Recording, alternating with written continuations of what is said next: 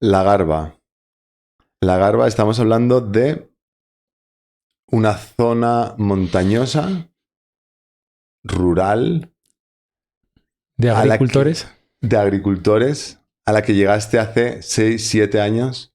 Llegas como sacerdote misionero. Y entonces, eh, ¿cómo llegas primero al sacerdocio?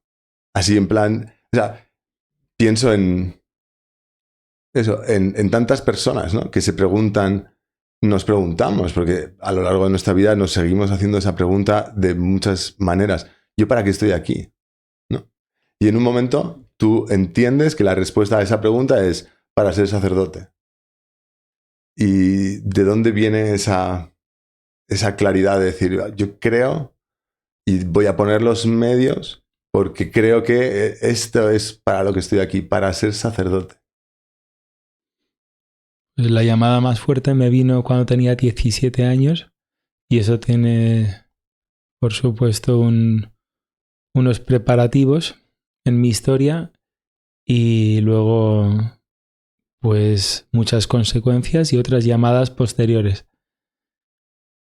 Y pues, nada, vengo de una familia católica, de misa los domingos, y mi padre era muy estricto con la misa de los domingos y poco más. Y íbamos a un colegio de monjas en Pozuelo de Alarcón, el San José de Cluny, y pues, por ser tres chicas y yo, éramos 4 hermanos que íbamos al colegio, éramos una familia conocida, y además con un apellido como el nuestro, Schneider, pues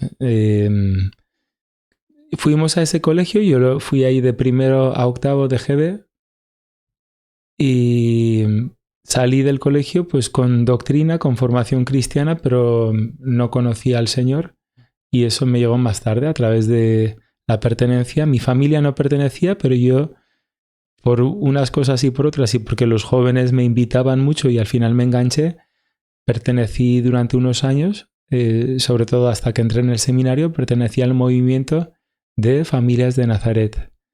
Y ahí descubrí mucho de la belleza de la vida cristiana. Yo pensaba antes que la religión era para curas o monjas, cuya vida y elección de celibato pues yo pues no compartía y más aún les despreciaba o pensaba que estaban pues mal de la cabeza y no entendía sus motivaciones, o porque habían tenido mala suerte en la vida, poco atractivo personal, pocas habilidades sociales, y por eso como última salida de consolación o de buscarse tener un puesto en la vida, pues habían hecho sacerdotes o monjas, pero como gente de poco valor me parecían a mí en mi prejuicio, y a lo mejor muy influido por películas y series donde el sacerdote no es alguien de valor real más que, bueno, ya está. Como yo partía de todas las sospechas de la modernidad, sin saberlo y sin saber apenas nada de filosofía, pero ya estaba ahí, yo creo, un poco en mí la semilla de la duda, la sospecha. Esto es cosa a lo mejor de los ricos, la fe y la religión, o es un subterfugio, o es un opio del pueblo, como diría Carlos Marx. Y bueno, que la religión, no sé, no hace falta, o eso me pareció durante un tiempo, aunque nunca llegué a ser formal, o sea, propiamente agnóstico, pero a través de este movimiento donde me enseñaron a rezar y que la relación con Dios tiene un atractivo y corresponde al deseo del hombre, y que la vida, Dios no viene a quitarte la vida, a darte más, pues permanecí en este grupo, donde además me enamoré de una chica que era de Polonia, y eso además me mantuvo pues también por intereses, ese interés personal de seguir teniendo contacto con ella y saber de ella, pues me uní al movimiento y fui a varias convivencias en algún otro país, en Francia y en Portugal y en Polonia. Y cuando yo ya estaba para decidir mi carrera, que yo tenía pensado ir a Estados Unidos para hacer ingeniería mecánica, iba por ciencias puras, por los cursos que ahora sería bachillerato, pues es a los 17 años, en el último año de COU, de que rezando solo en mi habitación, tenía 17 años, esto era un 16 de diciembre, sentí la llamada de Dios, una voz muy clara, muy nítida dentro de mí que me decía: Paul, quiero que dediques el resto de tu vida a servirme a mí y a los hombres. Así, tal cual, en español. Además, o sea, con estas palabras... Dios habla español. Sí, Dios habla español, a veces, muchas veces. Y es una de las lenguas de Dios, y Dios conoce todas las lenguas y los corazones. Y yo, pues, nunca me había pasado algo así en mi vida, y lo único remotamente similar o sea, una experiencia similar que había tenido era la de estar enamorado. Pero esto era algo mucho más, pues como de el que ha creado todo, el que me ha hecho, el que me ha formado, es el que me llama y me dice: sígueme. No hay promesas de felicidad, es una orden, pero también o él manifiesta su voluntad, y yo pues me enamoré de aquel, del misterio que me llama. Y entonces pues no sabía en qué iba a deparar aquello. Había a lo mejor leído vidas de santos antes, había visto la película de La Misión, de los jesuitas del Paraguay en aquella época, los que evangelizaban en las zonas entre Argentina y Paraguay, los guaraníes, famosa película de los años 80. Pero no sabía si mi vocación sería ser misionero de ese modo, o monje en una celda toda la vida, o de qué modo dedicarme al servicio del Evangelio y de la Iglesia y de Cristo. Y esto sucedió en mi habitación de mi casa, ahí en Majadahonda, con la luz apagada, solo una vela encendida en mi habitación, y yo rezando, intentando rezar, queriendo rezar, sin saber cómo rezar. Y es ahí, en esas circunstancias de esa tarde de diciembre del año 2000 que me sucedió esto. Qué bueno. Tu experiencia me hace pensar en cómo, cuando eso mismo que te ocurrió a ti aquel día en tu casa, cuando eso mismo ocurre vinculado a un grupo o un tipo de actividad, ¿no? Estoy en un retiro, estoy en unos ejercicios espirituales, estoy en un seminario de vida en el espíritu, o estoy con los de tal o cual, ¿no?, grupo, fácilmente confundimos o pensamos que el Señor me ha, digamos, hecho vivir esta experiencia por este grupo, por esta persona, por esta práctica, y a ti te dio el regalo de desvincularlo de cualquier realidad, ¿no? Que a veces eso sí, nos puede confundir luego a lo largo de la vida, ¿no? Y uno siente unas ataduras o unos vínculos o una obsesión, o, ¿no? A veces, ¿no? Por este grupo, este método, este estilo, este no sé qué, porque es donde yo he encontrado al Señor. Y es bonito también el Señor de vez en cuando, ¿no? Lo regala así, porque sí, desvinculado de cualquier otra realidad, que son cosas muy buenas, ¿sí? Pero también es una manera que tiene, creo, el Señor de recordarnos, ¿no? Soy yo, a través de muchos medios humanos, pero soy yo el que hablo con vosotros, el que me dirijo, el que entro en contacto con vosotros. Claro, una primera llamada de ese tipo es muy abstracta, porque como lo dices tú, podría esto traducirse en ser monje, podría traducirse en ser sacerdote, misionero. ¿Cómo paso de esa, vale, el Señor quiere una entrega total por parte de mí? ¿Cómo llego hasta el sacerdocio? O sea, ¿a ti se te ocurre de manera más o menos intuitiva o rápida? ¿Te viene el sacerdocio a la mente y dices, vale, pues tengo que ir al seminario? ¿O es algo que te sugieren otras personas? ¿O cómo llegas a ese concretar? Sí, enseguida vi que antes, que fue una intuición o fue algo como instintivo, no contárselo a nadie, ir directamente a decírselo al único sacerdote que yo conocía y que empezó a ser mi director espiritual, Álvaro Cárdenas, el padre Álvaro. Y también él me dijo, pues esto, si es de Dios, guárdalo durante un tiempo, que se arraigue en ti, que tú hagas verificación, que estés seguro, que no sea algo momentáneo que luego se te pase, y que es como un cofre, un tesoro, que si está abierto siempre, pues puede venir el diablo a robarlo. Si es algo bello y sagrado y algo que va a generar vida, mejor pues guárdalo en tu corazón durante un tiempo, y pues eso, con pasajes de la Escritura y con textos de meditación, y vamos, seguir preguntándole a Dios cada día fue su consejo. ¿Qué quieres de mí? Aquí estoy.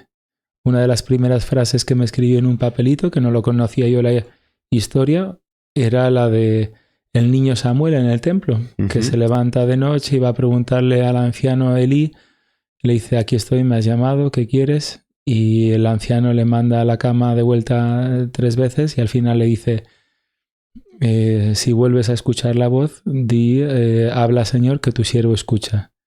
Entonces, y tanto decirle eso en mi oración todos los días, como al levantarme por la mañana, decir esa oración corta, esa frase, aquí estoy Señor para hacer tu voluntad.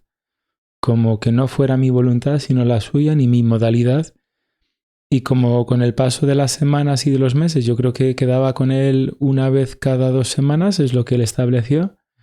Y yo le iba, sí, era constante. A lo mejor el estar en la nube de enamoramiento, pues eso no mucho más de 1 mes o 2, pero después de aquello, la certeza, y es como si de mi personalidad y de mis gustos en la vida, pues nada hubiera cambiado, de si, pues no por eso cambié ni de forma de vestir, ni tampoco, en general yo era austero, y tampoco tenía ingresos ni paga habitual, ni tenía 17 años, no podía trabajar, aunque por ley se podía desde los 16, nunca había conseguido un trabajo en el que poder ahorrar nada, y era estudiante de bachillerato.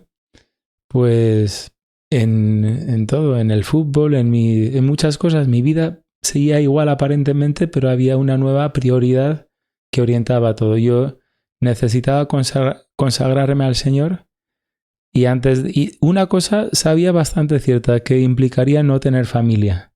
Yo antes, durante varios años, pues desde la pubertad o desde la adolescencia, pues me estaba muy seguro que quería, pues eso, formar una familia, tener una mujer enseguida, no esperar a tener 30, 40 ni 50 años, sino cuanto antes, terminada recién la carrera, pues casarme. Recibes una llamada del Señor, la pones solo en conocimiento de un sacerdote que crees que puede ayudarte a aclararte, y lo que te propone es que, vale, mantengas ese secreto, lo guardes y vayas mostrando tu disponibilidad al Señor a lo largo de semanas. Tú vas viendo primero que, vale, esto parece que implica renunciar a una familia, a formar una familia. Y esto sigue avanzando, porque eso todavía es muy abstracto. O sea, muy abstracto, quiero decir que todavía caben muchas opciones diferentes, ¿no?, de servicio al Señor sin una familia. Bueno, incluso actualmente, en este año de gracia del 2024, tampoco sé cuál es mi lugar definitivo de lugar donde vivir o modo de vida. Mira, tantos santos que no digo que fueran dando tumbos, porque todo es en el camino del Señor, pero vas, como dice el Salmo, de baluarte en baluarte hasta ver a Dios en Sion, y descubres riquezas, grupos, personas que te enseñan algo y que son tus maestros hasta cierto punto y hasta cierto momento, y luego necesitas otra cosa, y era lo que necesitabas por el camino. Muchas personas y encuentros y grupos y modalidades de retiro. O sea, no tenemos, yo creo que fijarnos en que ya por fin he encontrado el formato, la forma donde descanso y donde ya estoy aquí y ya aterrizo aquí, y es esto para siempre. Ya puedes dejar a tu siervo irse en paz. O sea, eso nos llegará con la muerte. Lo es de verdad Simeón. Que hay una tentación constante porque los seres humanos buscamos seguridad y aterrizar, ¿no?, en algo. Y aterrizar. Necesitamos, desde luego, concreción. Concreción, pero no es fijación. Sí. La concreción parece similar, pero... Bueno, entonces, el padre Álvaro Cárdenas iban pasando los meses, desde diciembre, que yo ya le manifesté enseguida a él, me fue diciendo, pues, y él me fue diciendo con los meses, no tengo nada más claro que recomendarte entrar al seminario de Getafe, que es el seminario que yo conozco, aunque vivíamos en Majadahonda, que era Madrid, diócesis de Madrid, pero él dice, yo conozco este seminario y pues hay un renovado espíritu y es una diócesis joven y es un... conozco a los que lo llevan y te animo, te recomiendo con libertad. Me lo propuso a entrar ahí y dije, yo me fío de ti. Entonces, y en todo caso, una vocación consagrada como la que el Señor te está llamando, entrar al seminario y continuar discerniendo ahí. Y yo no sabía si el seminario había muchos o pocos seminaristas.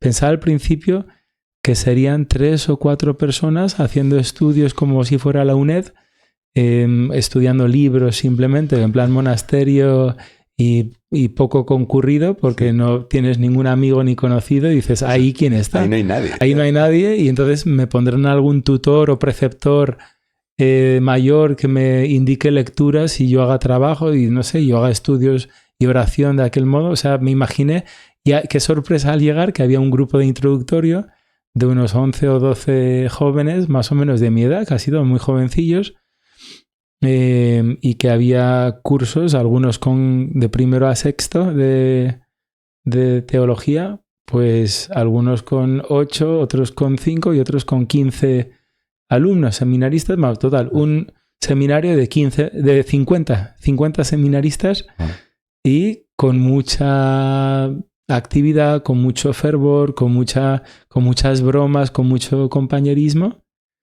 y entonces me encantó. Disfruté mucho los primeros años, luego al final se me hizo cuesta arriba por, no sé, por razones personales, murió mi madre, a lo mejor una época difícil emocionalmente, pero disfruté mucho del seminario y también tuve la sensación de, como los antiguos jesuitas, de por qué voy a ordenarme con prisas a los 24, entré a los 18, ¿no? ¿Por qué voy a ordenarme sacerdote?